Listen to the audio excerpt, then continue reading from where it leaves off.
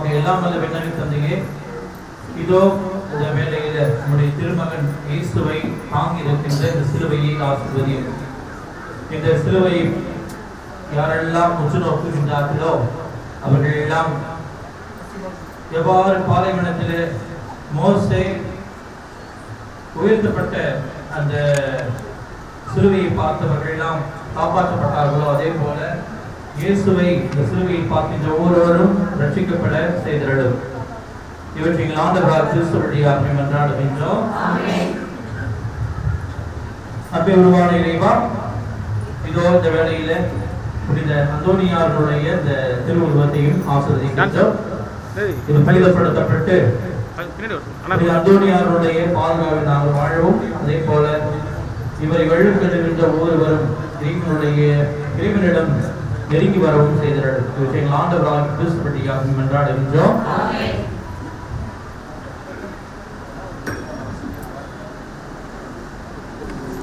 ஆண்டவர் பெயரால் நமக்கு உதவி உண்டு. ஆண்டவர்களோடு இருப்பாராக. மன்றாடுவோமாக. இறைவா, உம் மக்கள் தங்கள் பாதுகாவலின் திருநாளை கொண்டாட தயார் செய்து கொண்டிருக்கின்ற இந்த கொடியை ஆசீர்வதித்து புனிதப்படுத்துகிறோம். இக்கொடி உயிரை ஏற்றப்படுவது போல இவருடைய உள்ளங்களும் விண்ணுக்கு நோக்கி உயர்த்தப்படுவதாக. இந்த 3 நாட்களிலும் இக்கொடியை காண்போர் அனைவரும் திருமகன் இயேசுவின் தூய இதயத்தையும் உம்முடைய புனித அந்தோனியாருடைய அருளையும் எம் தாயுமாகிய தூய கன்னிமரியாளையும் எம் பாதுகாவலர் அந்தோனியார் காவலருமான அந்தோனியாரை நினைவு கொண்டு அவர் முன் மாதிரி பின்பற்றி உமக்கு உகந்தவர்களாக வாழ எங்களுக்கு செய்திருடும். இவற்றில் நாட்டுகளாய் கிறிஸ்து வழியாக மன்றாடுகின்றோம்.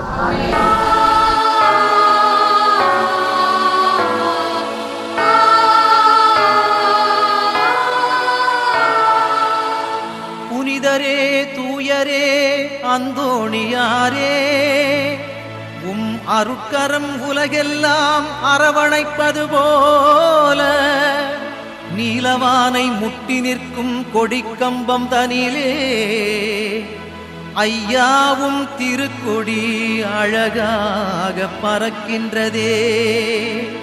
8 திக்கும் திரண்டெழும் பக்தர்கள் அனைவரையும் வருக வருகவென்றே அன்போடு அழைக்குதையா.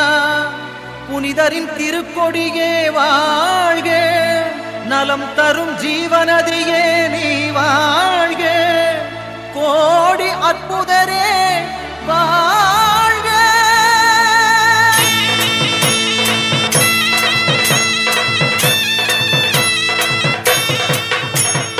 ஞானத்தை படைத்த இறைவனை திருக்கரங்களில் ஏந்திடும். புனித அந்தோனியாருடைய திருவிழா நம்முடைய ராணி அண்ணா நகர் பகுதியில் வாழ்கின்ற ஒவ்வொரு மக்களுக்கும் பாதுகாவலராக இருந்து வழிநடத்துகின்ற புனித அந்தோனியார் திருவிழாவுக்கு வருகை தந்திருக்கின்ற ஒவ்வொருவரையும் நம்முடைய உதவி பங்கு தந்தை பிரதீப் குமார் மற்றும் நம்முடைய பங்கில் இருக்கின்ற இந்த பகுதியில் வாழ்கின்ற ஒவ்வொரு இறை சமூகத்தின் சார்பாகவும் ஒவ்வொருவரையும் வருக வருக என வரவேற்கின்றேன். இந்த 3 நாட்கள் இந்த நவநாள் திருப்பலிகள், அதே போல தியானம், திருவிழா திருப்பலி, இதன் வழியாக நிச்சயமாக நம்முடைய அந்தோனியாருடைய பரிந்துரையின் வழியாக நம் ஒவ்வொருவரும் இறை ஆசிரை பெற்று செல்வோம் என்ற நம்பிக்கையில இந்த 3 நாட்களில் நடக்கின்ற தெய்வீக நிகழ்வுகளில் பங்கெடுத்து ஜெபியுங்கள். நிச்சயமாக உங்களுடைய கருத்துக்கள் நிறைவேற்றப்படும். இன்றைய இந்த திருவிழாவுடைய முதல் நாளில ஒரு சில சிறப்பு கருத்துக்களுக்காக நாம் ஜெபிக்க அழைக்கப்படுகின்றோம். இயேசுதாஸ் லீலாபாய் குடும்பத்தினருக்கு இறைவன் இன்று வரை செய்து வரும் நன்மைகளுக்கு நன்றியாகவும், குடும்பத்தில் அனைவருக்கும் நல்ல உடல் நலம் வேண்டியும், பேரப்பிள்ளைகள் படிப்பில் சிறந்து விளங்கவும் புனித அந்தோனியார் வழியாக இறைவனை வேண்டுகின்றார்கள். ஆல்பர்ட், எஸ்வன், கேர்லின், ஜயானா, லியானா குடும்பம் நன்றி திருப்பலியாக மேலும் உடல் நலம் வேண்டியும், பிள்ளைகள் கல்வி சிறந்த விளங்க வேண்டியும், ஜோஸ், ரைமன், ஜெனவா குடும்பம் நன்றி திருப்பலியா மேலும் உடல் நலம் வேண்டியும் மகனுக்கு நல்ல பேச்சுத்திறன் வேண்டியும் இறைவனை வேண்டி ஜெபிக்கின்றார்கள். ஜான்சன் ஆரோக்கிய சாமி, கிளாரா பூஜா குடும்பம் நன்றி திருப்பலியாம். பிள்ளைகள் இனிகோ அருள்லி நல்ல முறையில் நல்ல உடல் சுகம் வேண்டியும் கல்வியில் சிறந்து விளங்கவும் வீடு கட்டும் பாக்கியத்தை அருளுபடியாகவும் இறைவனிடம் வேண்டுகின்றார்கள். மோப்பூர் லூர்து சாமி, ஃப்ளாரன்ஸ் ஜோசப் டொமினிக் சாவியோ நன்றி திருப்பலியாகவும். அமலோப்ப மேரி குடும்பத்தில் நன்றி திருப்பலியாகவும். பிமிஷ் பாபு அவருடைய உடல் சுகத்திற்காகவும். செல்வராஜ் கிருஷ்ணன் இறைவன் இன்று வரை செய்து வர அனைத்து நன்மைகளுக்கு நன்றியாகவும். ரிச்சர்ட் தாமஸ் குடும்பத்திற்கு இறைவன் இன்று வரை செய்து வரும் நன்மைகளுக்கு நன்றியாகவும். 16 திருமண நாளை அடியெடுத்து வைக்கும் லூயிசா அந்தோனி குடும்பத்தினருக்கு குழந்தை பாக்கியம் கிடைக்க அந்தோனியார் வழியாக இறைவனை வேண்டுகின்றார்கள். பவுலின் கீதா ரெக்ஸ் நல்ல உடல் சுகம் வேண்டி அந்தோனியார் வழியாக இறைவனை வேண்டுகின்றார்கள். இந்த கருத்துக்களுக்காகவும் அதே போல இங்கு கூடியிருக்கின்ற ஒவ்வொரு கருத்துக்களுக்காகவும் இந்த தெய்வீக திருப்பலியில ஜெபிப்போம். தந்தை மகன் தூய ஆவியாரின் பெயராலே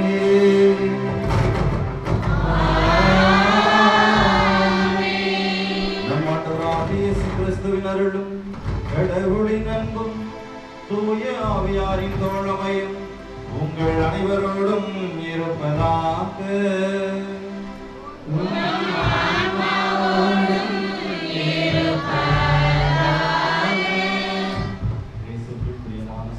சகோதரிகளே, நாம் அனைவரும் ஒரே குடும்பமாக இணைந்து இன்றைய நாளிலே நம்முடைய பாதுகாவலராம் புனித அருளானந்தர் மற்றும் நம்முடைய அந்தோனியா என இவர்கள் இருவருக்கும் இணைந்து நம்முடைய தாயார் திருச்சபையானது இருவரை போற்று நமக்கு அழைப்பு விடுக்கின்றது.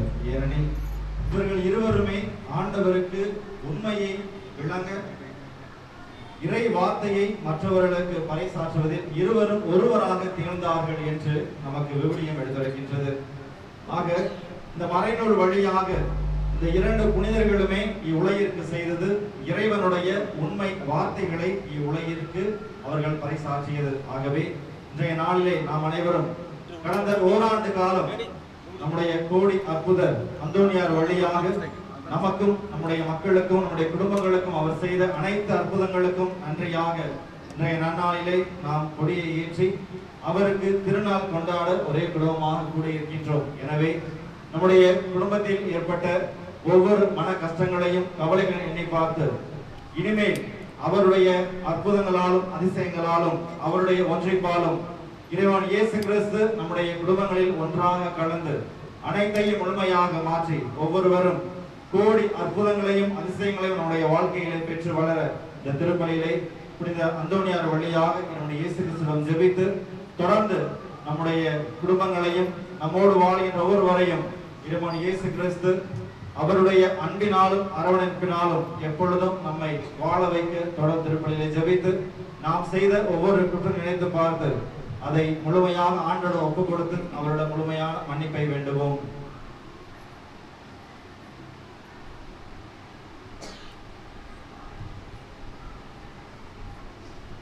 எல்லாம் வல்ல இறைவனிடமும் சகோதர சகோதரிகளே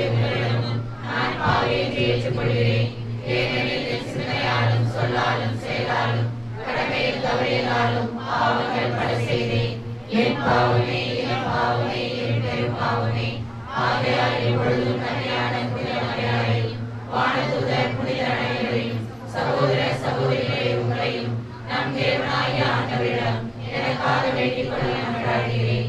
எல்லாம் வல்ல இறைவன் நம்ம மீது இரக்கம் வைத்து நம் பாவங்களை மன்னித்து நிலை வாழ்வுக்கு அழைத்து செல்வாராக. ஆமென்.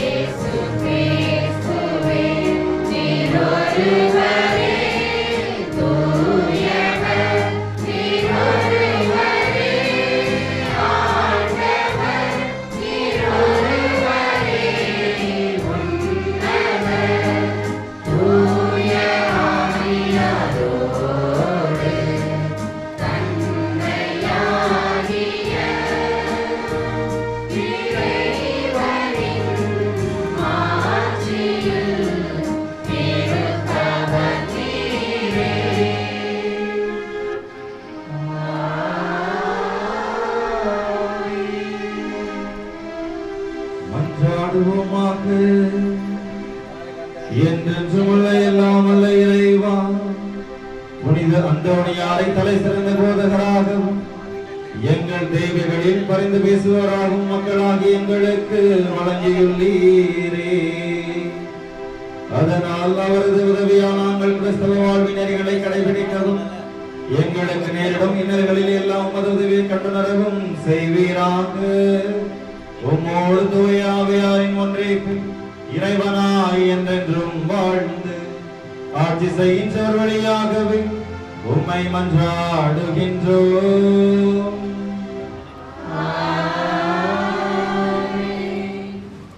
உங்கள் மீது அன்பு கூர்ந்தார். இணைச்சட்ட நூலிலிருந்து வாசகம். அதிகாரம் 7, இறை வசனங்கள் 6 முதல் 11 முடிய.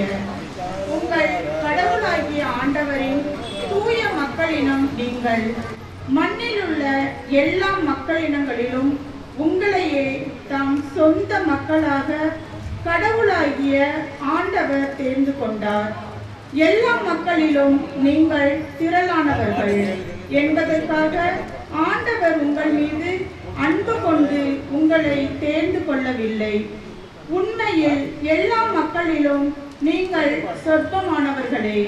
மாறாக உங்களிடம் அன்பு கூர்ந்ததனாலும் உங்கள் மூதாதையருக்கு ஆணையிட்டு கொடுத்த வாக்கை காப்பாற்றும் பொருட்டும் ஆண்டவர் தமது வலிமை மிகு கரத்தால் உங்களை புறப்பட செய்து அடிமைத்தன வீட்டினின்றும் எகிப்து மன்னனாகிய பார்வோனின் கையினின்றும் உங்களை விடுவித்தார்.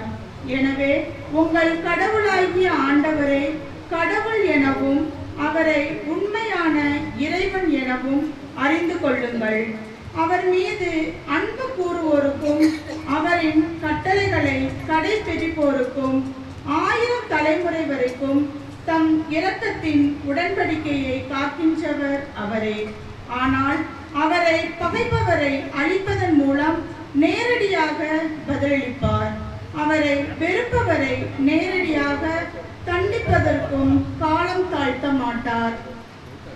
எனவே நீங்கள் கடைபிடிக்கும்படி நான் உங்களுக்கு இன்று இடும் கட்டளைகளையும் நியமங்களையும் முறைமைகளையும் நிறைவேற்றுங்கள். இது ஆண்டவரின் அருள்வாக்கு. இரண்டாம் வாசகம். திருத்தூதர் யோவான் எழுதிய முதல் திருமுகத்திலிருந்து வாசகம். அதிகாரம் 4, இறைவசனங்கள் 7 முதல் 16 வரை. அன்பிற்குரியவர்களே, ஒருவர் மற்றவரிடம் அன்பு செலுத்துவோமாக, ஏனெனில் கடவுளிடமிருந்து வருகிறது. அன்பு செலுத்தும் அனைவரும் கடவுளிடமிருந்து பிறந்தவர்கள். அவர்கள் கடவுளை அறிந்துள்ளார்கள். அன்பில்லாதோர் கடவுளை அறிந்து கொள்ளவில்லை. ஏனெனில் கடவுள் அன்பாயிருக்கிறார். நாம் வாழ்வு பெறும் பொருட்டு கடவுள் தம் ஒரே மகனை உலகிற்கு அனுப்பினார். இதனால் கடவுள் நம்மீது வைத்த அன்பு வெளிப்பட்டது. நாம் கடவுள் மீது அன்பு கொண்டுள்ளோம் என்பதில் அல்ல, மாறாக அவர் நம்மீது அன்பு கொண்டு தம் மகனை நம் பாவங்களுக்கு கடுவாயாக அனுப்பினார் என்பதில்தான் அன்பின் தன்மை விளங்குகிறது. அன்பார்ந்தவர்களே, கடவுள் இவ்வாறு நம்மீது அன்பு கொண்டார் என்றால் நாமும் ஒருவர் மற்றவர் மீது அன்பு கொள்ள கடமைப்பட்டிருக்கிறோம். கடவுளை எவரும் என்றுமே கண்டதில்லை. நாம் ஒருவர் மற்றவரிடம் அன்பு கொண்டுள்ளோம் என்றால் கடவுள் நம்மோடு இணைந்திருப்பார். அவரது அன்பு நம்மிடம் நிறைவு பெறும். அவர் நமது தூய ஆவியை நமக்கு அருளியதால் நாம் அவரோடு இணைந்திருக்கிறோம் எனவும் அவர் நம்மிடம் இணைந்திருக்கிறார் எனவும் அறிந்து கொள்கிறோம். தந்தை தம் மகனை உலகிற்கு மீட்பராக அனுப்பினார் என்பதை நாங்களே கண்டறிந்தோம், சான்றும் பகர்கின்றோம். இயேசுவே இறைமகன் என ஏற்று அறிக்கையிடுபவரோடு கடவுள் இணைந்திருக்கிறார். அவரும் கடவுளோடு இணைந்திருக்கிறார். கடவுள் நம்மிடம் கொண்டுள்ள அன்பை அறிந்துள்ளோம், அதை நம்புகிறோம். கடவுள் அன்பாயிருக்கிறார். அன்பில் நிலைத்திருக்கிறவர் கடவுளோடு இணைந்திருக்கிறார். கடவுளும் அவரோடு இணைந்திருக்கிறார். இது ஆண்டவர் வழங்கும் அருள்வாக்கு. நன்றி.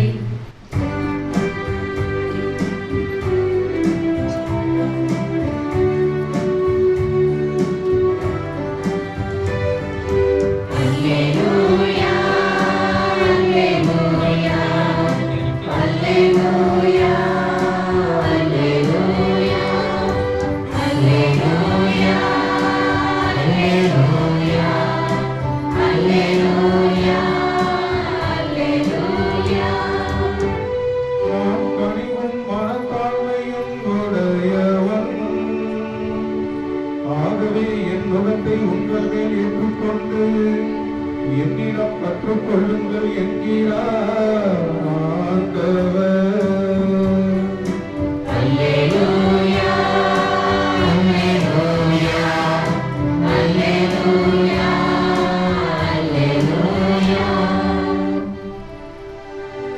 வாழ்க்கையான இறைவன் உங்களோடு இருப்பாராக.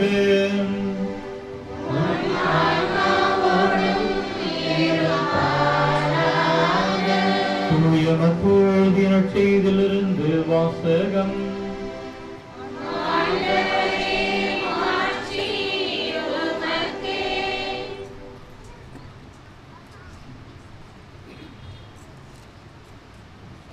காலத்தில் இயேசு மக்கள் கூட்டத்திற்கு முன்பாக, தந்தையே, விண்ணுக்கும் மண்ணுக்கும் ஆண்டவரே, நீ போற்றுகிறேன்.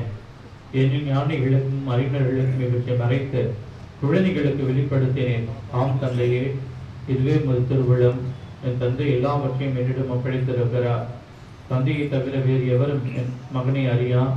மகனும் அவர் யாருக்கு வெளிப்படுத்த வேண்டும் என்று விரும்புகிறாரோ அவருமன்றி வேறு எவரும் தந்தையை அறியார் என்று கூறினார். மேலும் அவர், பெரும் சுமை சுமந்து சோர்ந்திருப்பவர்களே, எல்லாரும் என்னிடம் வாருங்கள், நான் உங்களுக்கு இளைப்பாறுதல் தருவேன். நான் கனிவும் மனத்தாழ்மையும் உடையவன். ஆகவே என் நுகத்தை உங்கள் மேல் ஏற்றுக்கொண்டு என்னிடம் கற்றுக்கொள்ளுங்கள், அப்பொழுது உங்கள் உள்ளத்திற்கு இளைப்பாறுதல் கிடைக்கும். ஆம், என் நுகம் அழுத்தாது, என் சுமை எளிதாய் உள்ளது என்றார். ஆண்டவரின் அருள்வாக்கு.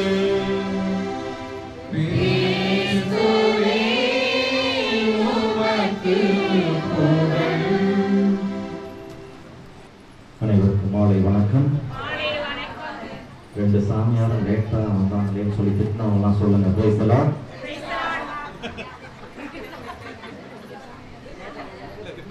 கிறிஸ்துவுக்குள் பிரியமான சகோதர சகோதரிகளே, நீங்கள் உண்மையா இருப்பது கடவுளுக்கு நல்லது. நீங்கள் உண்மையா இருப்பது கடவுளுக்கு நல்லது. உண்மையா இல்லாதது பிசாசுக்கு நல்லது. உண்மையா இல்லாதது பிசாசுக்கு நல்லது. ஆக எது ஆண்டவருக்கு நல்லது, எது பிசாசுக்கு நல்லது என்று இப்பொழுது உங்களுக்கு தெரிந்திருக்கும். அதனால மறுபடியும் சொல்லுங்க. 2 பாடசம் வரலன்னு யாரெல்லாம் திட்டினீங்க? பிரைஸ் தி லார்ட் சொல்லுங்க.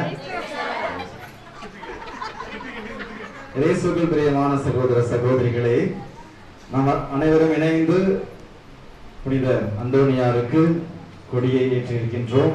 அவருக்கென்று திருவிழா கொண்டாட அவர் நம்முடைய வாழ்விலே பலவிதமான அற்புதங்களையும் அதிசயங்களையும் ஒவ்வொரு நாளும் செய்து வருகின்றார்.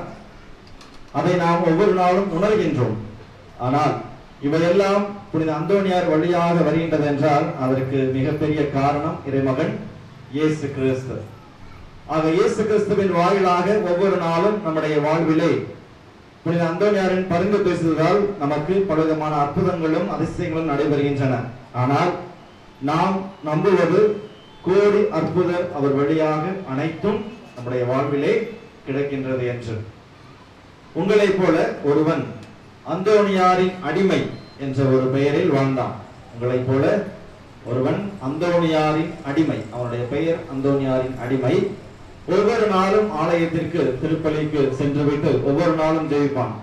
அந்தோனியாரை, என்னுடைய வாழ்க்கையிலே எனக்கு ஒரு அற்புதம் வேண்டும். என்ன அற்புதம் என்றால், எனக்கு சாகா வரம் வேண்டும். சாகாமல் நான் இந்த உலகில் வாழ வேண்டும் என்ற ஒரு வரம். ஆக இவன் எப்பொழுதும் இந்த வரத்தை மட்டுமே கேட்டுக்கொண்டு வாழ்கின்றானே. திருப்பலியிலும் சரி, வீட்டிலும் சரி, எந்த ஜெபம் செய்தாலும் இந்த ஒரு வரத்தை மட்டுமே கேட்டுக்கொண்டு வாழ்கின்றானே என்ற எண்ணத்தில் புனித அந்தோனியார் என்ன செய்தார்? இறைவன் இயேசு கிறிஸ்துவை, குழந்தை இயேசுவை தன்னுடைய கையில் சுமந்த வண்ணமாக அவனுக்கு முன்பாக தோன்றுகின்றார். தோன்றிய பிறகு கேட்கின்றார், மகனே, உனக்கு என்ன வரம் வேண்டும்? 3 வரங்கள் மட்டும் நீ கேட்கலாம், கண்டிப்பாக அதை தருகின்றேன் இறைவன் இயேசு கிறிஸ்துவின் பெயரால் என்று. ஆக முதல் வரம் என்ன கேட்டிருப்பான்? சாகா வரம். அதற்கு அந்தோனியார் என்ன சொல்லி இருப்பார்? தரேன்னு சொல்றவங்க தந்துதான் ஆகும், அப்படிதானே? இருந்தாலும் அந்தோனியார் கூறுகின்றார், சாகாமல் இந்த மண்ணுலகில் யாரும் இருக்க முடியாது. நானும் இறந்துதான் இன்று ஒரு புனிதராக உனக்கு முன்பாக நிற்கின்றேன். அதே போல என்னுடைய கையில் இருக்கின்ற குழந்தை இயேசுவும் இந்த மண்ணில் பிறந்து பாடுபட்டு சிலுவையில் அறையுண்டு மரித்து அடக்கம் செய்யப்பட்டு மீண்டும் உயிர் தெழுந்து இதோ உனக்கு முன்பாக என்னுடைய கையில் குழந்தையாக இன்று நிற்கின்றார் என்று. அதனால் இந்த வரம் உனக்கு கொடுக்கப்பட மாட்டாது. ஓகே, 2வது வரம் ஏதாவது இருந்தால் சொல் என்கின்றார். 2வதாக அவன் கேட்ட வரம், அப்படி என்றால் நான் இறக்கும் பொழுது சாக வேண்டும், அப்படி ஒரு வரத்தை கொடுங்கள். ஏனெனில் எனக்கு இறப்பு என்றால் பயம். எனவே நான் உறங்கும் பொழுது இறந்து விட வேண்டும் என்ற ஒரு வரத்தை கேட்கின்றார். உடனே அதற்கு அந்தோனியார் சொன்னார், ரொம்ப ஈஸியான வரம். நீ தூங்கும் போது இறக்கிறது மிக மிக ஈஸி. அதனால குழந்தை இயேசு எப்படியாவது கேட்டு இந்த வரத்தை உனக்கு கொடுத்துறேன் அப்படின்னு சொல்லிட்டு கடைசியா 3வது வரம் கேட்கின்றார். என்ன வரம் உனக்கு வேண்டும்? 3வது வரம், நான் என்னுடைய வாழ்க்கை முழுவதும் தூங்கவே கூடாது. இதுதான் மூன்றாவது வரம். தூங்காமல் இருக்க வேண்டும். தூங்கினாதானே சாவு, தூங்காம இருந்தா சாவே கிடையாது. ஆக அந்தோனியார் சொன்னார் கடைசியாக, உன்னுடைய பெயர் அந்தோனியாரின் அடிமை கிடையாது, மாறாக இறப்பின் அடிமை என்று. ஆக நாம் அனைவருமே வாழ்வதற்காக ஆசைப்படுகின்றோம். ஆனால் அந்தோனியார் நம்மிடம் எடுத்துரைப்பது எப்படி வாழ வேண்டும் என்றால், நிஜ வாழ்க்கையிலும் சரி அல்லது நிறைந்த வாழ்க்கையிலும் சரி, நாம் நற்செய்திக்கு சான்று பகர்ந்து நிலை வாழ்வை பெற்றுக் கொள்ளும் அளவுக்கு இவ்வுலகில் புனித அந்தோனியாரோடு மட்டுமல்ல, இறைமான் இயேசு கிறிஸ்துவோடு ஒன்றித்து வாழ்ந்தமையானால் நாம் நிலை வாழ்வை பெற்றுக் கொள்ளலாம், நற்செய்தியை நாம் இந்த உலகில் வாழ்வாக்கலாம் என்று. அன்புக்குரியவர்களே, இன்றைய நாளிலே நாம் நம்முடைய புனிதரை பெருமைப்பட வைக்கின்றோம், அவருக்கு திருவிழா என இருக்கின்றோம். ஆனால் அவருடைய வாழ்க்கையை நாம் சற்று அலசி ஆராய்ந்து பார்க்கும் பொழுது, இந்த உலகில் உப்பாக, ஒளியாக, உண்மையாகவே வாழ்ந்தவர் புனித அந்தோனியார். உப்பாக, ஒளியாக, உண்மையாக இந்த உலகில் வாழ்ந்தவர். அதனால்தான் அவர் எத்தனையோ அற்புதங்களும் அதிசயங்களும் செய்து இன்றும் நமக்கு எடுத்துக்காட்டாய் விளங்கி இறைவன் இயேசு கிறிஸ்துவுடன் பரிந்து பேசி ஒவ்வொரு நாளும் உங்களுக்கென்று ஒரு கோடி அற்புதர் இருக்கின்றார் என்றால் அவர் அந்தோனியார் மட்டுமே. ஆக உப்பாக அவர் இருக்கின்றார் என்றால், உப்பு எப்பொழுதுமே குறைவாக போட்டாலும் பிரச்சனை, கூடி போட்டாலும் பிரச்சனை. குப்பை இல்ல, உப்பு அதிகமா இருந்தா என்ன பண்ணுவோம்? குப்பையில போட்டுருவோம். ஒருவேளை உப்பு கம்மியா இருந்தாலும் வீட்டுல திட்டு விடும், என்னடி சமைச்சு வச்சிருக்க, உப்பு இல்லாம சப்புன்னு சமைச்சு வச்சிருக்க அப்படின்னு. ஆக ஆனால் அந்தோனியார் உப்பாகவும் உண்மையாகவே இருந்தார் என்றால், அவர் எல்லா நேரங்களிலுமே நிஜ வாழ்க்கையில் யாருக்கு என்ன தேவையோ அதை சரியாக கொடுத்தார். இறை வார்த்தையின்படி வாழ்ந்து சரியாக எது தேவையோ, எந்த நேரத்திற்கு எது தேவை என்று அறிந்து அதை மக்களுக்கு சரியாக கொடுத்தார் என்றால், இறை வார்த்தையை சரியாக கொடுத்தார். எதை என்றால் இறை வார்த்தையை. அதனால்தான் பிரான்சிஸ் அசிசியர் அழகாக கூறுவார், நீங்கள் நற்செய்தியை மக்களுக்கு அறிவியுங்கள், ஆனால் எப்பொழுது உங்களுடைய நாவு தேவைப்படுகின்றதோ அப்பொழுது நீங்கள் பேசுங்கள் என்று. ஆக நற்செய்தி அறிவிப்பதற்கும் உங்களுடைய நாவு பேசுவதற்கும் வித்தியாசம் இருக்கின்றது. நற்செய்தி அறிவிப்பதற்கும் உங்களுடைய நாவு பேசுவதற்கும் வித்தியாசம் இருக்கின்றது. அதனால கூறுவார் புனித அந்தோனியார் அவர் எப்பொழுதுமே நற்செய்தியை அறிவித்தார். அதன் பிறகு எப்பொழுது அவருடைய நாவு பேச வேண்டும் என்று தேவைப்பட்டதோ அப்பொழுதுதான் மக்களிடம் உரையாடினார் என்று. ஆக அப்பேற்பட்ட உப்பாக இவ்வுலகில் வாழ்ந்தவர் புனித அந்தோனியார். பழைய ஏற்பாட்டிலே உப்பு எதற்காக பயன்பட்டது யாருக்காவது தெரியுமா? பழைய ஏற்பாட்டில் உப்பு எதற்காக பயன்படுத்தப்பட்டது? யாருக்கும் தெரியாது. உப்பு புரியல, சத்தமா ஏதோ சொல்றீங்க, உப்பு சப்பு இல்லாம சொல்றீங்க. பதப்படுத்துவதற்காகவா? இயேசுவுக்குரிய மாணவர்களை, பழைய ஏற்பாட்டில் நீங்கள் வாசித்தீர்கள் என்றால் அழகாக எடுத்துரைக்கப்படுகின்றது, உப்பு என்பது பழிப்பொருளாக கொடுக்கப்பட்டுள்ளது. ஆனால் இது பழிப்பொருளாக மட்டுமல்லாமல் படைக்கும் பொருளாகவும் உப்பானது பழிப்பொருளோடு ஒன்றித்து கொடுக்கப்பட்டது. எதற்கென்றால் நற்கருணை பேழைக்கு முன்பாக, ஆர்க் ஆஃப் தி கவனன்ட், உடன்படிக்கை பேழை, அதற்கு முன்பாக பலிப்பொருளாக கொடுக்கப்பட்டது. ஆக பலிப்பொருளாக இந்த உப்பானது அங்கு ஏன் பயன்படுத்தப்பட்டுள்ளது என்றால், இந்த பலிப்பொருள் அனைத்துமே ஏதோ ஒரு நாள் கண்டிப்பாக கெட்டு போய்விடும். அல்லது நீங்க இப்ப பலிப்பொருளாக எங்களுக்கு காணிக்கையெல்லாம் கொடுக்கிறீங்களே, ஏதோ ஒரு வகையில் அது கெட்டு போய்விடும். ஆனால் உப்பு என்பது தண்ணி ஊற்றினால் மட்டுமே அது கெட்டு போகும், இல்லையே அது அப்படியே இருக்கும். மேபி ஸ்மெல் வேணா மாறலாம், எனக்கு தெரியல, ஆனா பல வருடம் ஆனாலும் உப்பு அது இருக்கும். ஆக ஆண்டவருடைய உடன்படிக்கை பேழைக்கு முன்பாக ஏதோ ஒரு பொருள் இல்லாவிட்டாலும் இந்த உப்பானது பலிப்பொருளாக அங்கு இருக்கும் என்ற நம்பிக்கையில் அதை பலிப்பொருளோடு ஒன்றித்து கொடுத்தார்கள்.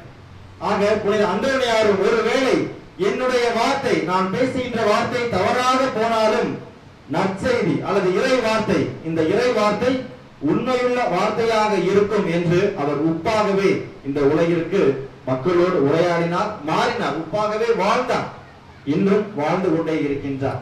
அதனால்தான் ஒரு கந்துவட்டிக்காரன், உங்களுக்கு தெரியும், கந்துவட்டிக்காரன் பலவிதமான மக்களிடம் ஏமாற்றி வாழ்ந்தான், ஏமாற்றி பலவிதமான மக்களிடம் ஏமாற்றி அதிகமான பண வசூல் செய்து வாழ்ந்தான். அவனிடம் அந்தோனியார் கூறுகின்றார், நீ உன்னுடைய வாழ்க்கையை மாற்றி மனம் மாறுதல் பெறுவாய் என்றால் உண்மையான மகிழ்ச்சியை அடைவாய் என்று. ஆக அவனும் அதை விட்டுவிட்டு அந்த எதற்கெல்லாம் எவ்வளவு பெற வேண்டுமோ அதற்கென்று அவ்வளவு மட்டும் சரியாக பெற்றுக் கொள்கின்றான், உண்மையான மகிழ்ச்சியை அவன் அடைகின்றான். ஆக நம்முடைய நாவு எவ்வாறு இருக்கின்றது என்று எண்ணி பார்க்க வேண்டும். சற்று அதிகமான உப்பாகவா அல்லது சற்று குறைவான உப்பாகவா என்று எண்ணி பார்க்க வேண்டும். ஒவ்வொரு நாளும் நாம் பேசுகின்ற வார்த்தை எவ்வாறு இருக்கின்றது? நற்செய்தியை எடுத்துரைக்கின்ற நாவாகவா அல்லது மற்றவர்களுக்கு அண்டை பொழிகின்ற நாவாகவா அல்லது மற்றவர்களை பழித்து பேசும் நாவாக இருக்கின்றதா என்று நாம் எண்ணி பார்க்க வேண்டும். இன்னைக்கு எத்தனை பேர் தீய வார்த்தைகள் பேசுனீங்க? யாரையும் ஓவர்டேக் பண்ணி போவீங்க போலயே. யாரும் பேசல தீய வார்த்தைகள். ஓகே, பேசாத வரை மிக்க நல்லது. முதலில் என்ன சொன்னேன்? உண்மையா இருந்தால் கடவுளுக்கு நல்லது. இப்ப சொல்லுங்க, எத்தனை பேர் தீய வார்த்தைகள் பேசினீர்கள்? மாறதுக்கு மட்டும் பேசலாம். தீய வார்த்தை பேசினதுக்கு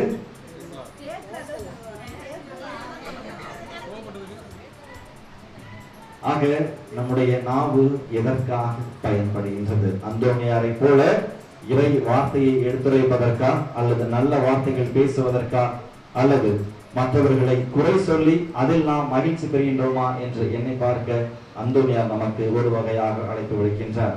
இரண்டாவதாக என்ன சொன்னேன்? உப்பாக, அடுத்து ஒளியாக. இந்த ஒளியானது 3 பண்புகளை கொண்டுள்ளது. இந்த ஒளியானது 3 பண்புகளை கொண்டுள்ளது. ஒன்று, இந்த வெளிச்சம், இந்த பல்பு எங்க வச்சாலும் ஏதோ ஒரு வகையில மேல நமக்கு வெளிச்சம் கொடுக்கும். கீழே வச்சாலும் மேல வெளிச்சம் கொடுக்கும், இல்ல மேல மாட்டினாலும் மேல வெளிச்சம் கொடுக்கும். இரண்டாவது, இந்த வெளிச்சம் தான் நமக்கு ஒரு பாதையை காட்டும், ஒரு வழியை காட்டும். அதே போல இந்த வெளிச்சமானது எப்பொழுதுமே மாசுபடாத ஒன்று. இந்த வெளிச்சம் தான் நமக்கு அந்த தூசி துப்பட்டைகளை கூட நமக்கு அழகாக காண்பித்து கொடுக்கும்.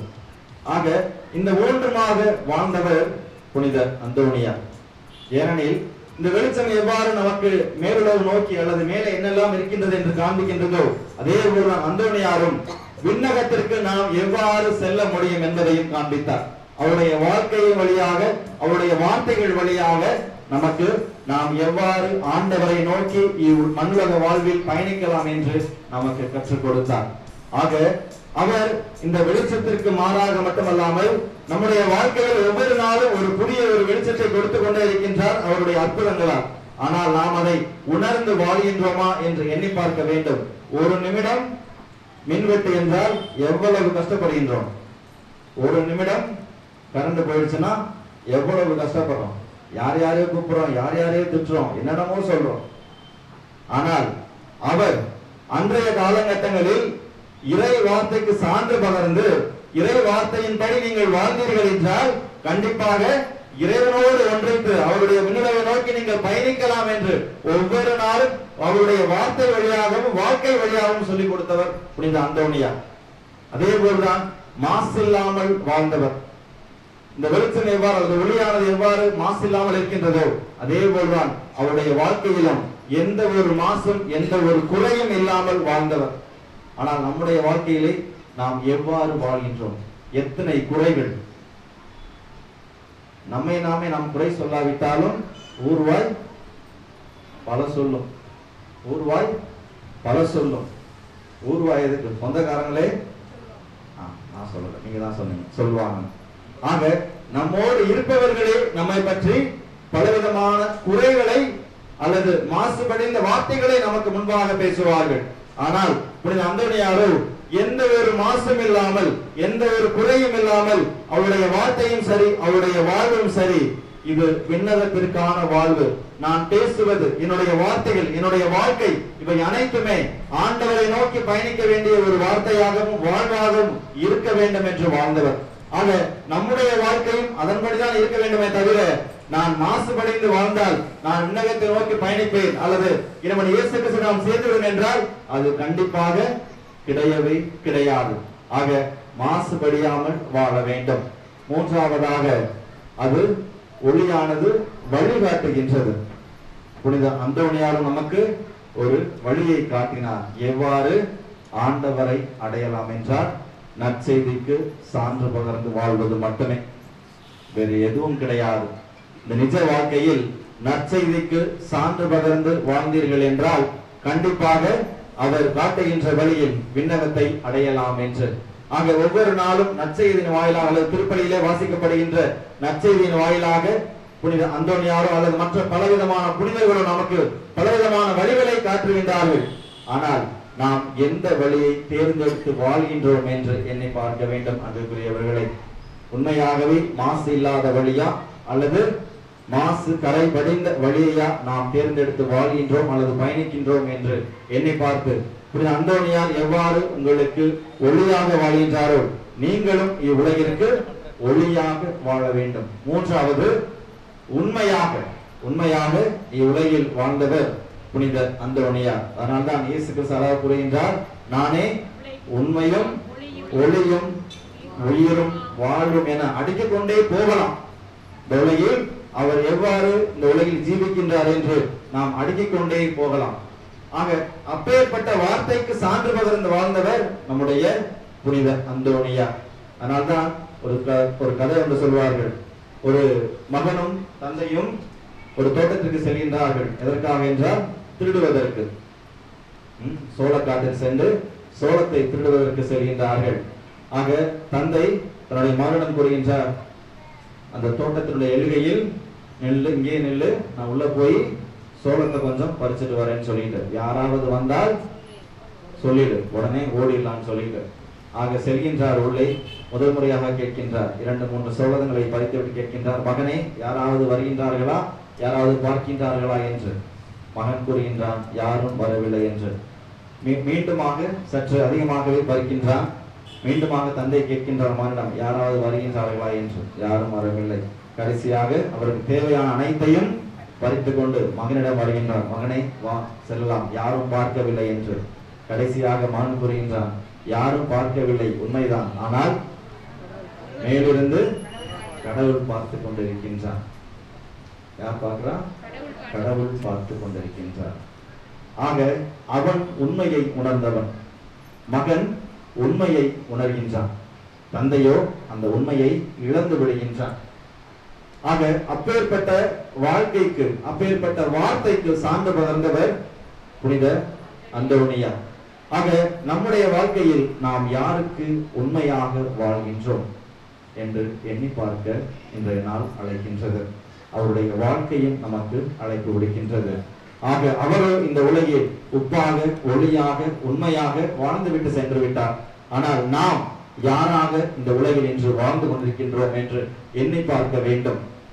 ஏன்னா ஒவ்வொரு நாளும் நீங்க திருப்பலிக்கு வர்றீங்க. ஆனா எத்தனை பேர் கரெக்டா திருப்பலிக்கு வர்றீங்கன்னு கேட்டா கஷ்டம். எத்தனை பேர் வருவீங்க கரெக்டா திருப்பலிக்கு? 6:30 திருப்பலி. 6:30க்கு எத்தனை பேர் வந்திருப்பீங்க? 1 2 3 4 5 ஒரு 10 பேர். ஆனா இன்னைக்கு ஒரு நாள் நாங்க லேட்டு, நீங்க சீக்கிரம் வந்துட்டீங்க. சோ இதுல என்ன நினைக்கணும்? அப்படி கிடையாது. நீங்க நினைக்க வேண்டியது, சரியாக நினைக்க வேண்டியது என்னவென்றால், இன்று ஒரு நாளாவது நான் சீக்கிரம் வந்து விட்டேன், முழு திருப்பலியை இன்று நான் காண்கின்றேன் என்ற ஒரு நல்லெண்ணத்தை நீங்கள் கொண்டு கொள்ள வேண்டும். ஆனா நீங்க என்ன கொண்டிருக்கீங்க? வந்தோனையே வசப்பாடுறதுதான், வந்தோனையே வசப்பாடியதுதான் மிச்சம். ஆக நாம் எதை உண்மையாக கருதுகின்றோம்? ஆக நல்ல எண்ணங்களை கொண்டிருந்தீர்கள் என்றால் கண்டிப்பாக தினமும் நான் லேட்டா தான் போறேன், இன்னைக்கு அட்லீஸ்ட் ஃபாதர்ஸ் லேட்டா வந்ததுனால முழு திருப்பலியை காண்பேன் என்ற ஒரு எண்ணம் உங்களுக்குள் இருக்க வேண்டும். எனக்குள் வந்த எண்ணம் அதுதான். உண்மையாகவே பரவாயில்ல, இன்னைக்கு நம்ம லேட்டா வந்தாலும் மக்கள் இன்னைக்கு முழு திருப்பலியை காண்பார்கள். இல்லாட்டி என்ன பண்ணாதான் திட்டுவோம் உங்களை, ஏன் லேட்டா வந்தீங்க, ஏன் லேட்டா வந்தீங்கன்ட்டு. ஆக நல்ல வார்த்தைகளையும் நல்ல வாழ்க்கையையும் வாழ வேண்டும் என்றால், நீங்கள் பேச வேண்டும் என்றால், அவர் எவ்வாறு உப்பாக ஒளியாக உண்மையாக உலகில் வாழ்ந்தாரோ அதே போல நாமும் நம்முடைய அன்றாட வாழ்க்கையில் மற்றவர்களுக்கு உப்பாகவும் ஒளியாகவும் உண்மையாகவும் வாழ்ந்தமையானால் கண்டிப்பாக நம்முடைய இயேசு கிறிஸ்துவோடு விண்ணலகத்தில் அவரோடு சேர்ந்து அவரை போற்ற நமக்கு வாய்ப்பு கிடைக்கும். புனித அந்தோனியாரையும் கண்டிப்பாக நாம் சந்திக்க நேரிடும். எனவே அப்பேற்பட்ட வாழ்க்கையை வாழ இந்த திருப்பலியிலே தொடர்ந்து ஜெபிப்போம். ஆமென்.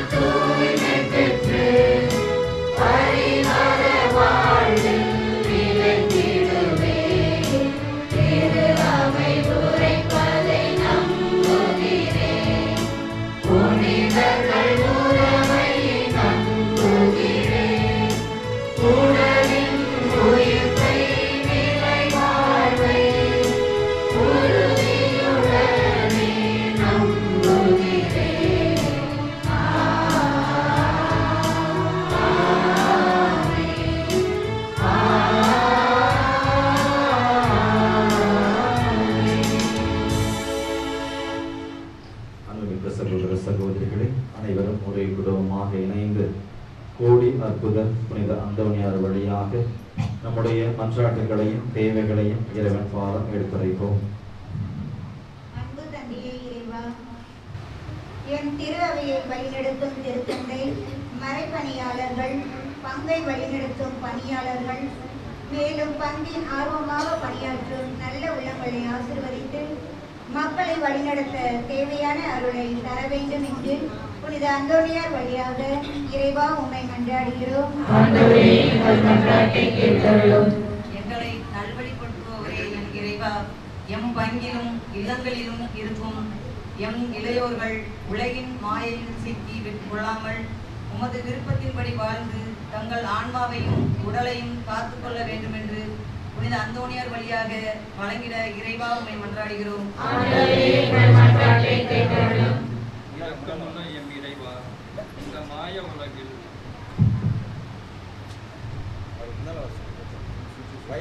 இரக்கமுள்ள எம் இறைவா, இந்த மாய உலகில் எங்களுக்கு ஏற்படும் துன்பங்களைக் கண்டு உம்மை விட்டு விலகிவிடாமல் உண்மையே பற்றி கொண்டிருக்க எங்கள் நம்பிக்கையை நீர் ஆழப்படுத்திட வேண்டும் என்று புனித அந்தோனியார் வழியாக இறைவா உம்மை மன்றாடுகின்றோம். ஞானமே உருவான எம் இறைவா, எம் நாட்டை ஆளும் தலைவர்கள் பதவிகளையும் பட்டங்களையும் செல்வங்களையும் எதிர்பார்த்து ஆளாமல் உன்னிடம் இருந்து விலை மதிக்க முடியாத ஞானத்தை பெற்று நல்லாட்சி புரிய வேண்டும் என்று புனித அந்தோணியார் வழியாக இறைவா உம்மை மன்றாடுகின்றோம். கனிவுள்ள தந்தையே, எங்கள் நாட்டில் விவசாயம் செழிக்கவும் உண்ண உணவின்றி பசியால் பட்டினியால் தவித்துக் கொண்டிருக்கும் மக்களுக்கு நீர் உணவளித்து வாழ்வளிக்க வேண்டும் என்று புனித அந்தோணியார் வழியாக இறைவா உம்மை மன்றாடுகின்றோம். சமாதானத்தின் தந்தையே இறைவா, போர் நடக்கும் நாடுகளில் அமைதி கிடைக்கும்படியாகவும் அங்கு உள்ள நாட்டு தலைவர்களுக்கு சமாதான மனநிலையை தந்து போர் நிறுத்தம் ஏற்படும்படியாகவும் மேலும் இந்த பகுதியில் வாழும் மக்கள் அனைவருக்கும் வாழ்வில் முன்னேற்றம் கிடைக்கவும் நோய்களால் பாதிக்கப்பட்டவர்களுக்கு நல்ல ஆரோக்கியம் கிடைக்கவும் புனித அந்தோணியார் வழியாக இறைவா உம்மை மன்றாடுகிறோம். நம்முடைய தனிப்பட்ட தேவைகளுக்காக சில நேரம் மௌனமாக மன்றாடுவோம்.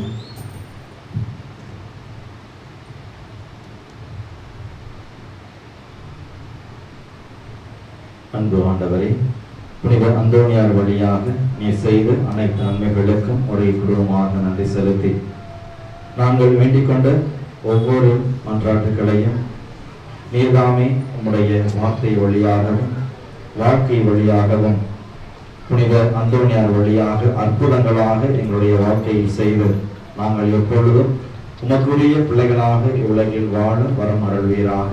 எங்கள் ஆண்டவர் இயேசு கிறிஸ்து வழியாக உம்மை மன்றாடுகின்றோம். பாடல் 151.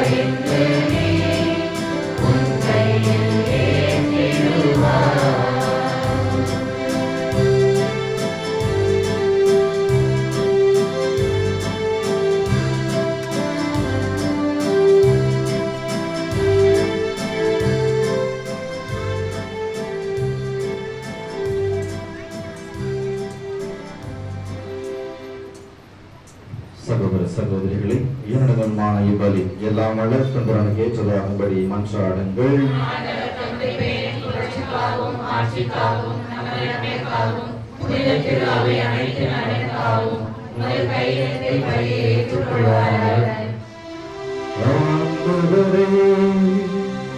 புனித அந்தோணியாரின் விழாவில் நாங்கள் கணித செலுத்தும் பலி உமக்கு இருப்பதாக.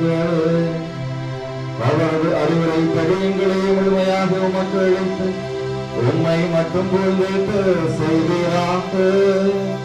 எங்கள் ஆண்டவராகிய கிறிஸ்துவிடையாக உம்மை மன்றாடுகின்றோம்.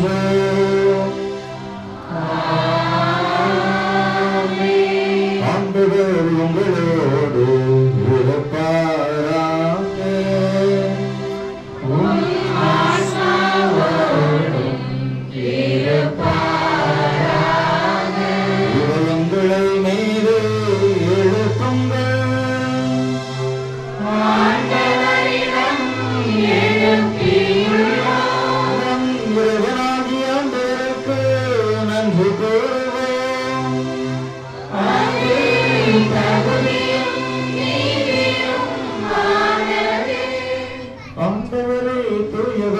தந்தையே, என்றுமல்ல எல்லாம் அல்ல இறைவா, எங்கள் ஆண்டவராகிய கிறிஸ்து வழியாகவே என்னாலும் எவ்விடத்தில் நாங்கள் நமக்கு நன்றி செலுத்துகிறோம். மெய்யாகவே தகுதியும் நீதியுமாகும் எங்கள் கடமையும் மீட்புக்குரிய செயலுமாகும். ஏனெனில் புனித அந்தணருடைய விழாவில் உமது திரு அவையும் அணிந்திருக்க செய்து அவருடைய கருப்பினையால் பயிற்சி கொடுத்து அவருடைய மன்றாட்டால் எங்கள் குடும்பங்களை பாதுகாத்து உதவியின்றி ஆகவே வானவர் அணிகளோடு புனிதரின் பெருந்தர்களோடு நாங்கள் ஒரே குடும்பமாக உமக்கு பன்னிசைத்து பாடுவதாவது.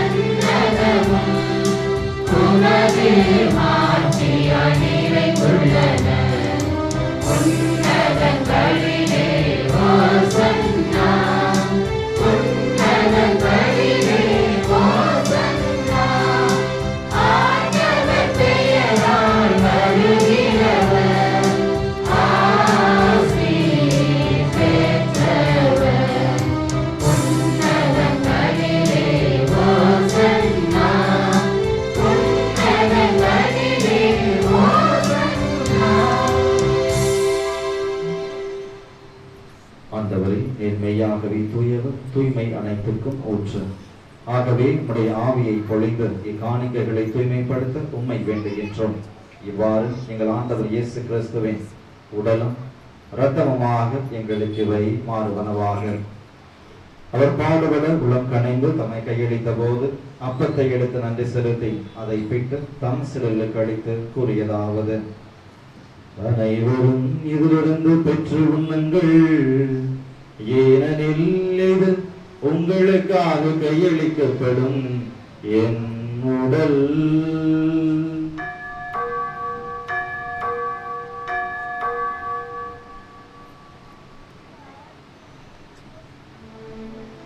அவ்வண்ணமே இரவு விருந்தை அருந்திய பின் கிண்ணத்தையும் எடுத்து மீண்டும் மக்கள் நன்றி கூறி தம் சிலருக்கு அளித்து அவர் கூறியதாவது: அனைவரும் இதிலிருந்து பெற்று பருகுங்கள், ஏனெனில் இது புதிய நிலையான உடன்படிக்கை கூறிய என் இரத்தத்தின் கிண்ணம். இது பாவ மன்னிப்புக்கென்று உங்களுக்காகவும் பலருக்காகவும் சிந்தப்படும். இதை என் நினைவாக செய்யுங்கள்.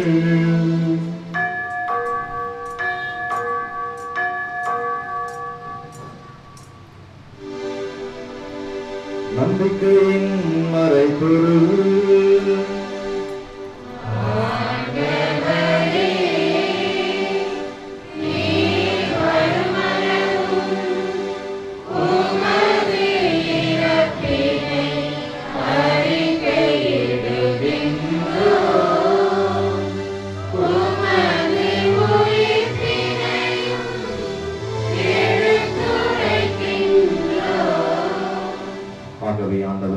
கிறிஸ்துவின் இறப்பினையும் உயிர்ப்பினையும் கூர்ந்து வாழ்வு தரும் அப்பத்தையும் மீட்பளின் கிண்ணத்தையும் ஒப்புக் கொடுக்கின்றோம்.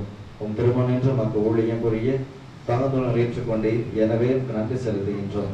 மேலும் கிறிஸ்துவின் உடல் ரத்தத்திலும் பங்கொள்ளும் எங்களை தூய் ஆவியார் ஒன்று சேர்க்க வேண்டும் என உம்மை தாழ்மையுடன் மன்றாடுகின்றோம். ஆண்டவரே, உலகெங்கும் பரவி இருக்கும் உமது திரு அவையை நினைவு கூர்ந்தள்ளும். லியோ எங்கள் திருத்தந்தை, எங்கள் ஆயர் ஜார்ஜ், எல்லா திருநிலையினர் ஆகிய அனைவரோடும் திரு அவையை அன்பில் நிறைவு பெற செய்தருளும். மேலும் உயிர்த்தெழும் எதிர்நோக்குடன் தூவிழும் எங்கள் சகோதர சகோதரிகளையும் இறந்தோர் அனைவரையும் இரக்கத்துடன் நினைவு கூர்ந்து திருமுக ஒளியின் உள் ஏற்றருளும். எங்கள் அனைவர் மீதும் இரக்கமாயிரும். கடவுளின் கன்னித்தாயான புனித மரியா, அவருடைய கணவரான புனித யோசேப்பு, திருத்தூதர்கள், இவ்வுலகில் முகந்தவராய் இருந்தோர் ஆகிய புனிதர் அனைவருடனும் நாங்கள் நிலை வாழ்வில் பங்கு கொள்ளும் தகுதி பெற்று திருமகன் இயேசு கிறிஸ்து வழியாக உம்மை புகுந்தேற்று மரமருள மன்றாடுகின்றோம்.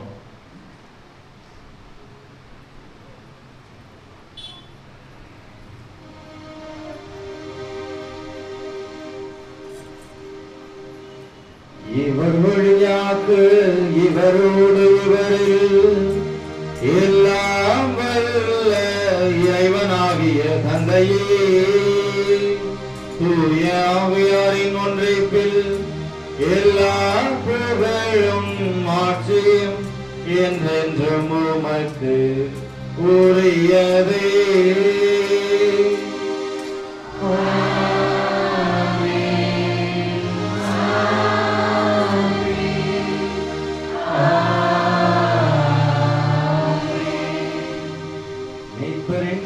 கற்பிக்கப்பட்டு இறை படிப்பினையால் பயிற்சி பெற்று நாம் துணிந்து ஜெபிப்போம்.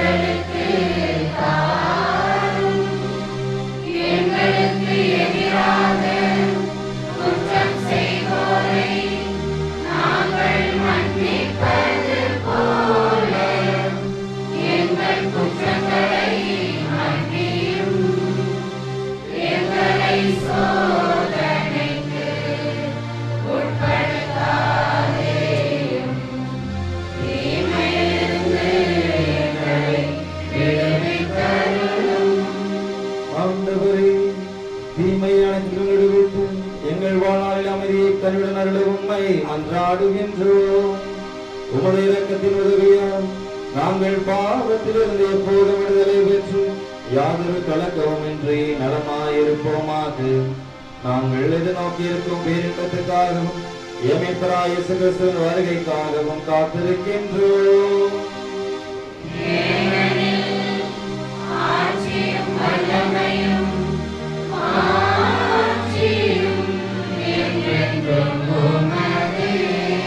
ஆண்டவரே இயேசு கிறிஸ்துவே, அமைதியை உங்களுக்கு விட்டு செல்கின்றேன், என் அமைதியையே உங்களுக்கு அளிக்கிறேன் என்று தூதர்களுக்கு மொழிந்தீரே. எங்கள் பாவங்களை பாராமல் உமது திரு அவையின் நம்பிக்கையை கண்ணோம், உமது திருடத்திற்கு ஏற்பதற்கு அமைதியையும் ஒற்றுமையையும் அளித்தருள்வீராக. என்றென்று வாழ்ந்து ஆட்சி செய்கின்றவர் நீரே.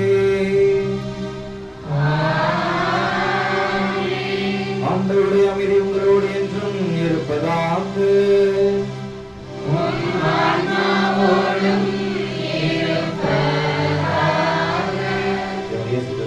அமைதி ஒருவருக்கொருவர் மனமகிழ்வோடு பகிர்ந்து கொள்வோம்.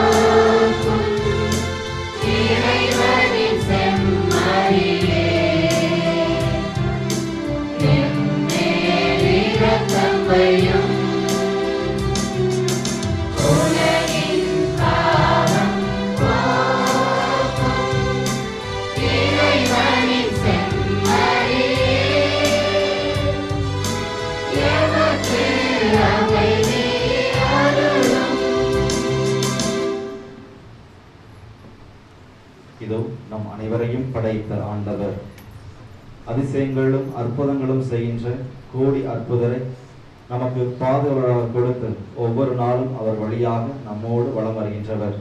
இவருடைய விருந்துக்கு அழைக்க பெற்ற நாம் அனைவரும் பேர் பெற்றோர்.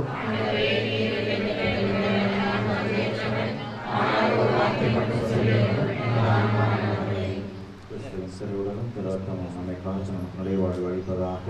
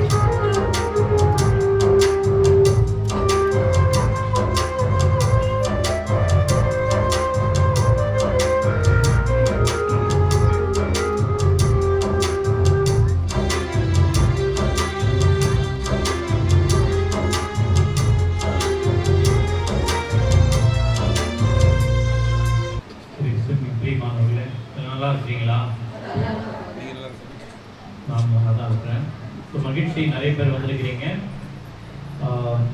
இன்று முதல் நாள் நம்முடைய பாதுகாவலருடைய திருவிழாவை கொண்டாட நம்ம கொடியேற்றி தொடங்கி இருக்கின்றோம். ரொம்ப மகிழ்ச்சியாக இருந்து நிறைய பேர் இருக்கிறீங்க. இதே போல் நாளை தினம் 6 மணிக்கு சரியா நமக்கு தியானம் ஆனது நடைபெற இருக்கின்றது. நம்முடைய அருள் தந்தை டைனஸ் அவர்கள் வருகை தர இருக்கின்றார். எனவே நாளை கரெக்டாக ஷார்ப் 6 மணிக்கு இந்த தியானமானது நடைபெறும். அதன் பிறகு 7 மணிக்கு நமக்கு திருப்பலியானது, திருவிழா திருப்பலி. நாளைக்கு தான் அவருடைய திருவிழா. பட் நம்ம ஞாயிற்றுக்கிழமை இருக்கிறதுனால நம்ம கொண்டாடுறோம். சரி, நாளைக்கு 13ஆம் தேதி ஆடம்பர திருப்பலி நாளையும் நடைபெறும். எனவே பங்கு மக்களாக நீங்கள் ஒவ்வொருவரும் இந்த தியானத்திலும் அதே போல தெய்வீக திருப்பலியிலும் கலந்து கொள்ளும்படி ஒவ்வொருவரையும் அன்போடு அழைக்கின்றேன்.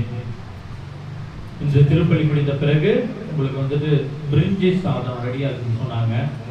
ஸோ எல்லாம் சுட சுட இருக்குதுன்றாங்க. அதனால் நீங்கள் நல்ல முறையாக சாப்பிட்டு இதான் கரெக்டான நேரம்னு நினைக்கிறேன். நம்ம டின்னர் சாப்பிட்றதுக்கு 8:15 போகுது. சூப்பரான நேரம். எல்லாருக்கும் இப்போ தான் கரெக்டாக இருக்கும் சாப்பிட்டு வீட்டுக்கு போகிறதுக்கு. ஸோ அதனால் விருந்து சாப்பிட்டு போங்க. சரியா?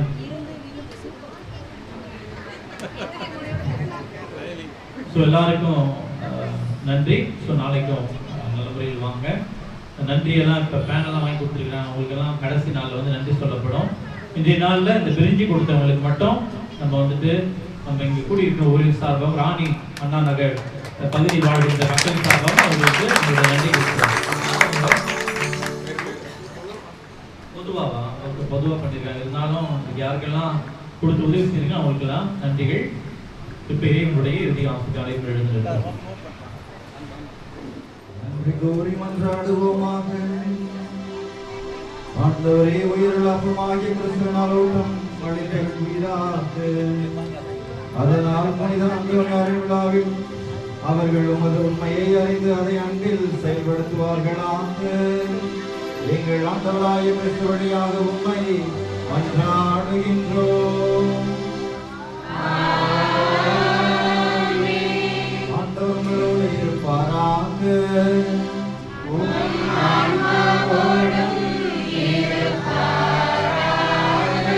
எல்லாம் வல்ல இறைவன் தந்தை, மகன், தூய ஆவியார் உங்கள் அனைவரையும் ஆசீர்வதித்து வழி நடத்துவாராக.